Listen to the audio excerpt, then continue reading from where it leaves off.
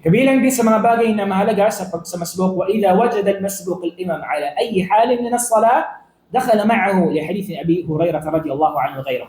So sabi niya, kapag ikaw ay nalate, sabi niya, masbuk ka, sabi niya, kahit na sa anong position na yung imam, kailangan mong pumasok.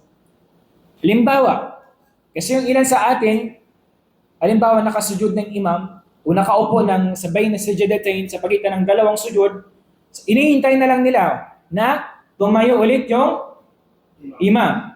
But of course, mali iyon. Kailangan kung naabutan mo yung imam na nagsusujud na tapos na siya ng ruku', ikaw ay magtakbiratul ihram ka at magsujud ka. Hindi yung ihintayin mo yung imam na matapos sa rak'a na iyon bago ka papasok.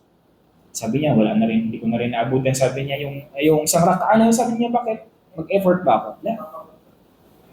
Hindi ganun. Because ang utos ng Propeta sallallahu alaihi wasallam kung anong hal, anong kalagayan ng imam, pumasok ka sa salat. Okay? Sa hadith ni Propeta sallallahu alaihi wasallam na isinalaysay ni Abu Hurairah at iba pang mga narrator ng hadith, "Idza ji'tum ila as-salah wa nahnu sujudun, idza ji'tum ila as-salah wa nahnu sujudun, fasjudu wa la ta'adduha shay'a." So, okay, sinabi ng Propeta sallallahu alaihi wasallam, kung idza ji'tum ila as-salah, kapag dumating kayo, sabi niya, sa salah, ibig sabihin ng salah kayo, wa nahnu sujud.